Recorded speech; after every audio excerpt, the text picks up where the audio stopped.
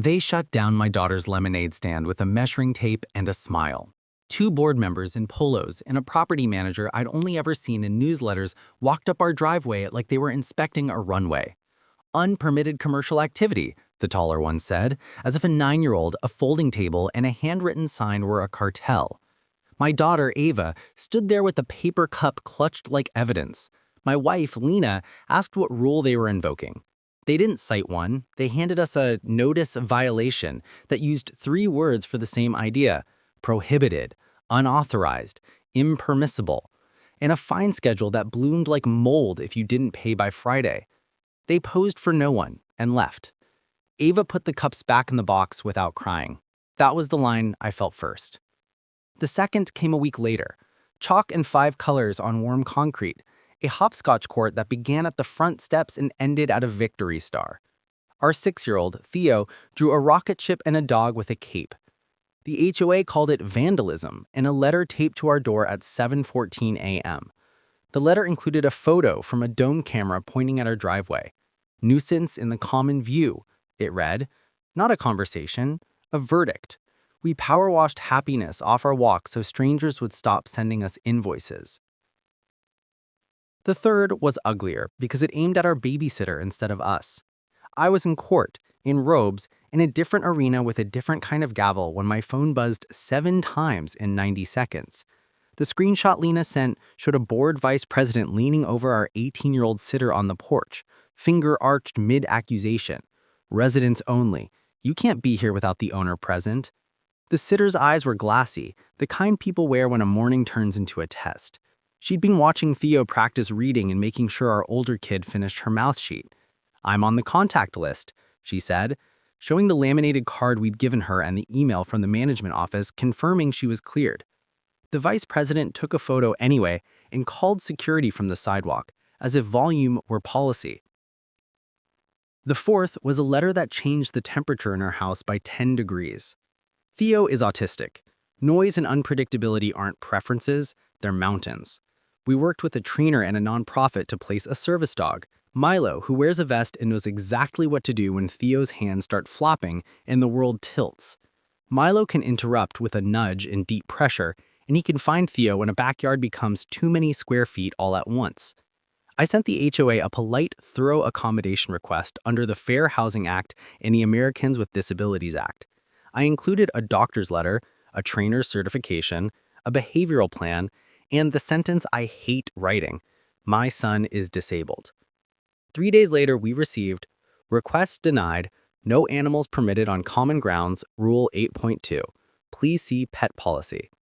No mention of federal law, no mention of reasonable accommodation, a signature block with a smiley face.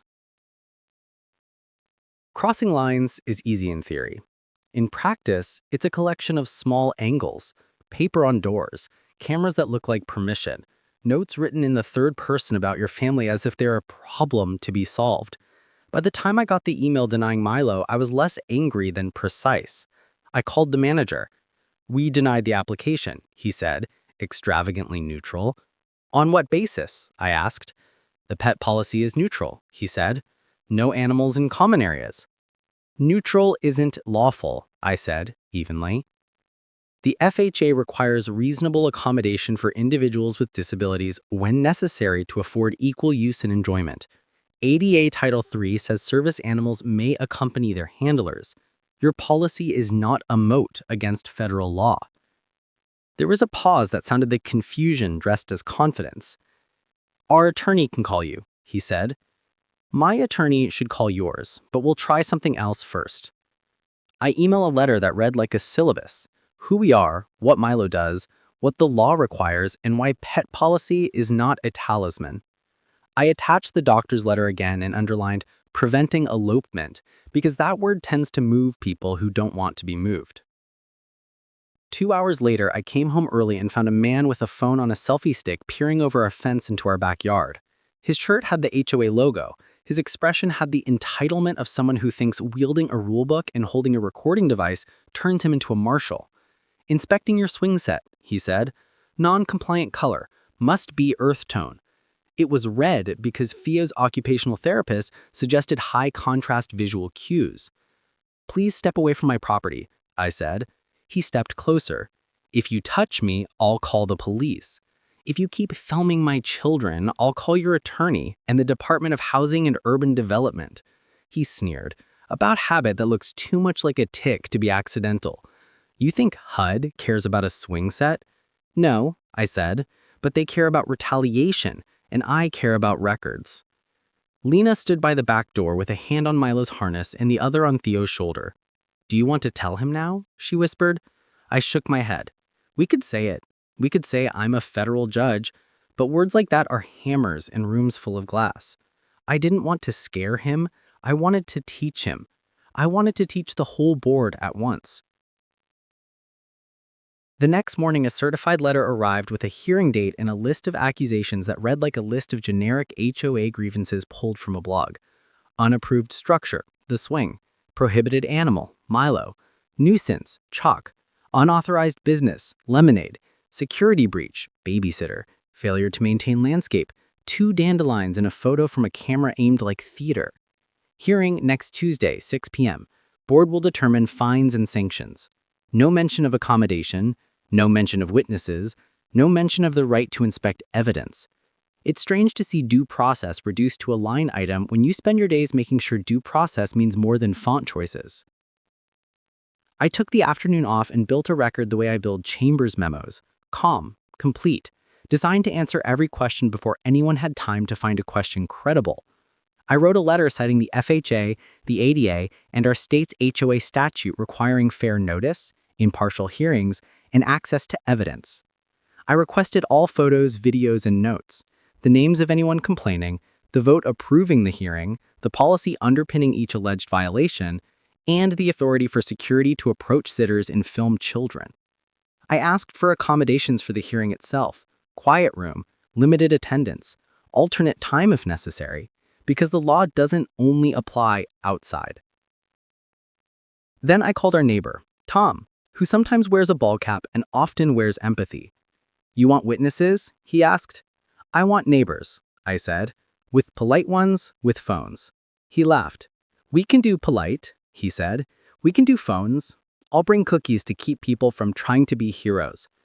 On Tuesday, I put on the same suit I wear when I sentence people and remind myself that mercy is a choice. We walked into the clubhouse as a family. Lena with her chin high, Ava with her backpack holding a sketchbook, Theo with Milo lying on his feet like gravity. The board sat at a folding table with microphones like it was a city council from a TV drama. The president recognized me without knowing who I am and gave me a look that said familiarity isn't a defense.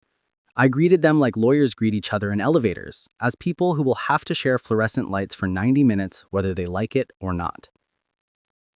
Mr. Hart, the president began, we have several issues today. I held up a hand. Careful. Before we begin, I need to state 2 things for the record and request 3. She bristled. We don't do records, I said softly, or why we're all here. First, for the record, I said, keeping my voice low enough to lower everyone else's, Milo is a trained service dog. Under the Fair Housing Act, 42 U.S.C. 3604 F3B, and ADA Regulations 28 CFR 36.104 and 36.302, he is not a pet. He's a reasonable accommodation that enables my son to use and enjoy our home and the community. He will remain with us in this room. Milo, as if on cue, exhaled and placed his chin across Theo's sneakers. Second, we requested accommodation in writing and received a denial in writing without any interactive process. That is unlawful. I held up a thin packet. I'm submitting exhibits A through F, physician letter, trainer certification, our request, your denial, DOJ/SOHD joint guidance, and a 1-page description of Milo's tasks. I set the pocket on the table as if the table had been built for evidence, not theatrics. And I have 3 requests before we begin, I continued. 1. Recusal of the vice president who filmed my children and confronted our sitter. 2. Production of the evidence you intend to use, photos, videos, complainant names, so we can respond meaningfully. 3. Permission to audio record this hearing, as allowed by state open meeting and HOA law, because accuracy is a kindness to everyone. The president glanced at the property manager, Craig, who suddenly found the grain of the table fascinating. We don't allow recordings, she said. You may take notes. Open meeting law and our bylaws say otherwise, I replied. I had brought the statute in large print because I've learned that some sentences deserve to be legible from 6 feet away. I read it once. I didn't raise my voice. She looked at their counsel finally, a lawyer, and he gave the smallest reluctant nod. Recording permitted, he said, no live streaming. On the recusal, the vice president began, voice tilted with indignation. I will step out, their counsel cut in, I staying on the president. He had read my exhibits in the 15 seconds they'd been in front of him and found the words he needed. Please. She pushed her chair back hard enough to say everything she wished she could leave on the record. The door swung, quiet congealed. Evidence? I asked. The manager shuffled to a manila folder and produced 4 printed photos. Chalk, lemonade sign, a red swing, and a close-cropped shot of Milo's vest. And 1 short clip. The sitter on the porch, startled, a finger in frame. Any complainant names? Anonymous, the president said.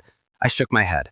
Due process requires we know who is accusing us. You may redact contact information. You may not try cases with ghosts. Their counsel sighed, the sound of a man calculating how much his client's stubbornness will cost. Provide the names, he told Craig, now. I slid our own packet across. For each alleged violation, we will stipulate to the facts and dispute the law. Lemonade stand, yes. No money exchanged after you taped the notice. We went inside. The rule you're relying on bans commercial activity for profit without permission. We weren't profit, we were 9. Chalk, true, it washed in 2 minutes, no damage. Your own nuisance rule defines nuisance as a substantial interference with use and enjoyment. 2 smiling children and chalk rockets are not a substantial interference. A neighbor in the 3rd row snorted softly. I didn't smile. Swing, unapproved, yes. Color chosen on advice of occupational therapist for visibility and regulation. We should have submitted our onus. The denial was based on earth tones, with no allowance for medical need. We'll submit now. You'll approve with a condition that addresses reflection or glare if that's your concern. Sitter, approved in writing. Your vice president ignored your own clearance. She will not approach her again. Service dog, the law speaks, you will listen. Mr. Hart, the president said, wary fake patience layered over real resistance. Rules are rules. The law is law, and law contains within it mechanisms for exceptions when the word equal is to mean something. I tapped Exhibit D, the DOJ/SOHD guidance. 2 questions under the ADA. Is the animal a dog? Is it trained to perform tasks for a person with a disability? Yes and yes. Under the FHA, the interactive process is not performative. It's required. Your denial letter has exactly 4 words of analysis. See pet policy. That is not analysis. Someone near the end of the table touched their phone, looked down, looked up at me, and paled half a shade. The text had landed somewhere on the dais. I could feel it move through the room like weather. I saw it on Craig first. His eyelids blinked long, twice. The president turned a little in her chair to see the message someone angled toward her. Her jaw set. She looked back at me and then at our family in a quick calculus that began to incorporate risk the way a weather model incorporates heat. I kept my eyes on the documents. I let the reveal sit where it landed. Silent. Someone in the 3rd row, Tom, gave me a look that asked, do you want to use this? I answered with the smallest shake of my head. Power threatened is power misused. Power held and not brandished is leverage saved for when the rules go off the rails. Mr. Hart, the tonsil said, now choosing each word as if it had edges. Do you have a legal background? I do, but I'm here as a father, and I would be citing the same law if my job were different. The statute doesn't check resumes. A whisper behind me. He's a judge. The room inhaled. I didn't correct them. I didn't confirm. I fed them the only sentence that would sanitize revelation. This hearing is not about me. It's about your process. The president reached for the gavel like a life ring. She lifted it as if it were a talisman. We will take a 5-minute executive session, she announced. I shook my head gently. Executive session is limited to legal advice and certain personnel matters. A public hearing regarding alleged violations, especially when the subject has demanded access to evidence, cannot be closed wholesale. Their counsel cleared his throat. We can confer briefly for legal advice, he said, trying to save a client from themselves. 2 minutes, then we resume. They huddled like a football team that had wandered into a law school. In the pause, Theo began to stim. Milo rose, turned, and applied pressure with perfect practiced weight. The room stilled in a different way. Watching a task performed as instruction without lectures. When the board returned, the president's voice had acquired a small welcome humility. We will rescind the denial of the service animal request. We apologize for the delay and the distress. She said apologize and didn't choke. We will also rescind the violation concerning chalk and the warning regarding the lemonade stand. Regarding the swing, please submit the retroactive application with your OT letter. We will approve a color exception if that's your concern. She paused. We will issue written policies reflecting today's decisions. Good, and not enough. And then I did what I do for a living when I'm at my best. I turned a bad instance into a better rule. We need more than one-offs. You will adopt a reasonable accommodation policy, plain, posted, with an interactive process timeline. You will adopt a hearing policy, notice with evidence attached, right to record, right to inspect, right to bring a support person, a recusal requirement for conflicts. You will adopt a rule limiting filming of minors by board or management to actual incidents with a contemporaneous written report, and a prohibition on confronting sitters or caregivers who are properly cleared, and you will add children's activities guideline, chalk, lemonade, hopscotch permitted with simple and free notice. You will train your board and manager on the FHA and ADA within 30 days, and you will email this community an apology and the policy changes, not just post a PDF in a portal no one reads. The president looked at counsel, who nodded. We can do that, he said. The manager wrote furiously, relief leaking into his pen as if he could get this meeting behind him by filling lines with words that would save his job. Someone in the audience started to clap. I raised my hand without looking, and the clapping hushed, because authority is posture long before it is a title. I wasn't done. Now the sitter, I said. You will contact her directly to apologize for the confrontation. You will add approved caregiver badges to your system that can be shown at the door without argument. Your security vendor will be trained that porches are not feeders, and if she wants to attend this community's pool or playground while she's watching our children, she will, and you will not require an owner escort unless you require it for all caregivers. At the word all, 3 mothers in the back nodded like metronomes. So ordered, the president started to say, and then caught herself. So moved, she corrected, glancing at me, remembering for a second the rules in this room and liking the non-judicial version. Second, said a director who had stayed quiet until he learned the law would keep him safe. It passed by a show of hands that looked like a crowd exhaling. I asked 4 yes-no questions to stable the substance to the record. Will you adopt a written reasonable accommodation policy and post it? Yes. Will you rescind the denial and acknowledge Milo as a service dog? Yes. Will you void the chalk and lemonade violations and publish children's activity guidance? Yes. Will you produce the requested records and adopt the hearing policy with recusal and recording? Yes. The recorder on my phone captured each one, and my lawyer who sat behind me with a small smile topped a note that simply read, preserved. When we stood to leave, the vice president had returned to the doorway, chin lifted, performing disbelief. I met her eye once and gave her nothing. Not a victory, not a target. Outside, the evening had softened. Neighbors who had crowded the lobby pretending to look at notice boards and potted plants offered 100 small kindnesses. Hand to shoulder, you did the right thing, we didn't know the law, thank you for being calm, can Milo say hi? Milo said hi the way he always does. Tail, kiss, a look that makes you believe dogs can hold space for a room better than any human. On the walk home, Theo dragged a palm down the backs of hedges the way he does when he's resetting. Ava bumped my arm. Were you going to tell them? I asked, already knowing. Tell them what? That you're, No. The law doesn't change because of who I am. It changes because it's wrong and because someone brought the right paper. She nodded. Still, would have been funny. Hilarious. And we would have lost the only thing that matters in rooms like that. Process beating personality. We ate dinner at the kitchen island, pasta, salad, the good Parmesan, while the email arrived from their counsel with the subject line, confirmations and draft policies. Lena read it out loud between bites, and for the first time in a week, I felt my jaw unclench without intention. The lake outside did what lakes do at dusk, became a mirror for the part of the sky that isn't exhausted. Milo sighed. Theo lined up peas in a row and smiled at the symmetry. Ava pulled a marker from behind her ear and started drafting a lemonade sign version 2.0. Free for neighbors, tips go to dog treats. The record stump landed like weather. First a sprinkle, 2 PDFs and a polite cover note, then a steady rain, email threads, minutes, invoices, then a sideways squall that coats everything it touches. I made a pot of coffee and a folder tree. Lena sat beside me, highlighting in a color code that made sense to her and, mercifully, to me after the 3rd page. Some of it was the dull plumbing of any association, the bids for mulch, the wrong logo on the newsletter, the saga of the pool heater that refuses to admit it's working. Some of it was what we'd asked for, the entries showing emergency access, the email that taped our notice to the wrong door, the stipend approvals that made caretaker into a line item no one had voted on in public. And some of it was the quiet rot you don't see until you pull the drywall. A director forwarding a complaint with "same family as the chalk" in the subject line. A staffer writing, "If we bend the rule for them, everyone will ask." A manager shortcut, "use exec session, fewer questions." Nothing criminal.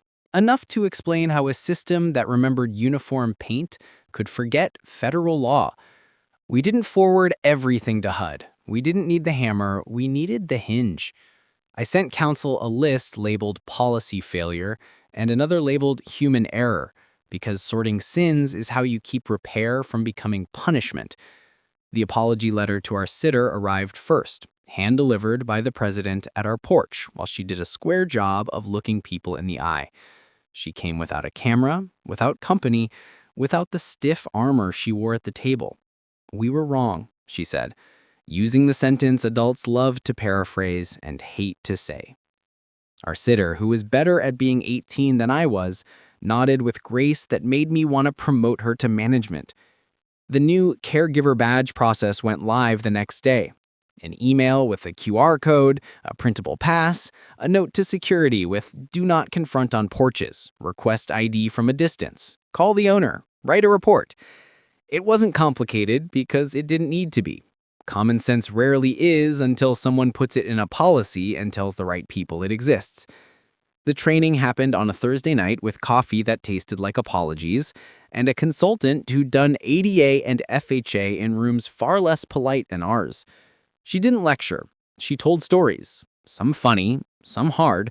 One about a pool guard who turned a child's meltdown into a swarm. Another about a board who turned a service animal into a lawsuit they didn't survive. She taught language, service dog, not emotional support animal, unless we're in FHA land and the letter supports it. Tasks, not tricks. Interactive process, not policy says no. She gave the board a script to keep in a pocket. "Hi, I'm name. I'm here to help. How can we accommodate?" The vice president sat in the back, arms crossed, less hard than before. When the consultant asked for role-play volunteers, she didn't move. The treasurer did, and the room watched a neighbor practice being the person she wished she'd had on our porch. The hearing policy went to the portal and to inboxes. It wasn't perfect legislation wrapped in ribbons. It was a workable flowchart that turned shouting matches into guardrails. Notice with evidence attached, the right to inspect and record, recusal for conflicts, hearing officers seated like a panel, not a pile, findings written in sentences, not vibes, an appeals window that measured days, not grudges. A line I loved sat in the middle like a hinge. The burden of proof is on the association. You could feel the room exhale when they read that. It's amazing how much ire dissolves when people believe someone must carry weight to their front door before they're asked to carry it inside. The children's activity guidance made me grin because it read like a PTA flyer and a constitutional amendment had a child. Chalk is permitted on private driveways and sidewalks. Please avoid neighbor property and common walls. Lemonade stands are welcome. Notice to the office appreciated, free, not required. Hours 10 to 6, no amplified sound. Hopscotch, encouraged. Leaps, measured enjoy. The pet policy acquired a header that wasn't cosmetic. Service animals and reasonable accommodations, followed by 3 paragraphs anyone could read and understand without a lawyer. We took Milo to the pool the following Saturday because we wanted to test the training where it tends to fail. The guard, new, young, nervous, straightened when he saw us, looked at the vest, looked at Theo, looked at the laminated policy hung where the chalkboard used to flog guest fees. He approached with the consultant script in his mouth. "Hi, I'm Evan. I'm here to help. Anything you need?" Lena smiled like a body shedding last month. We found a corner chaise, Milo get his job. Nobody stared.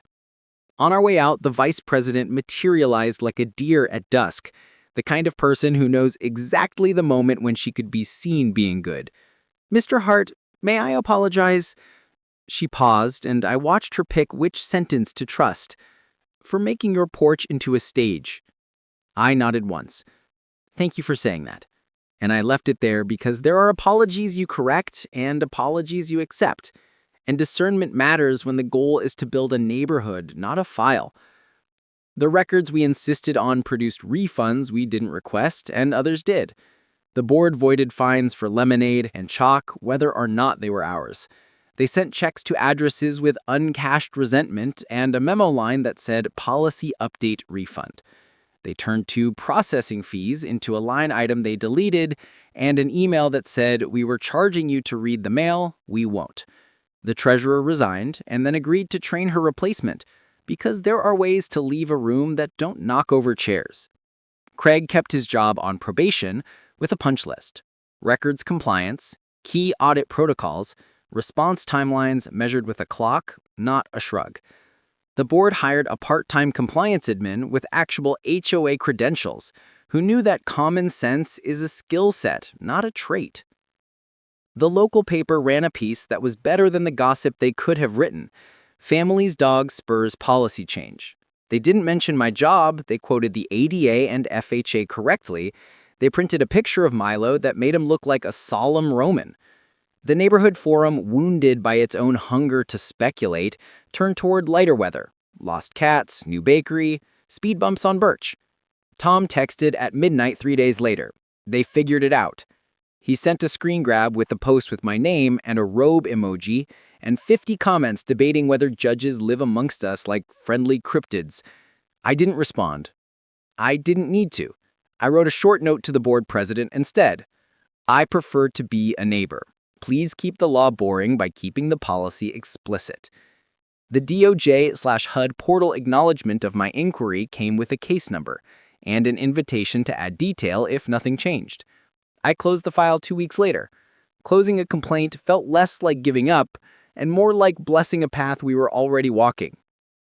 I copied the case number into my notes anyway, because paper is habit and habit is my favorite armor. We hosted a small first day of summer on our driveway 2 Saturdays after the hearing.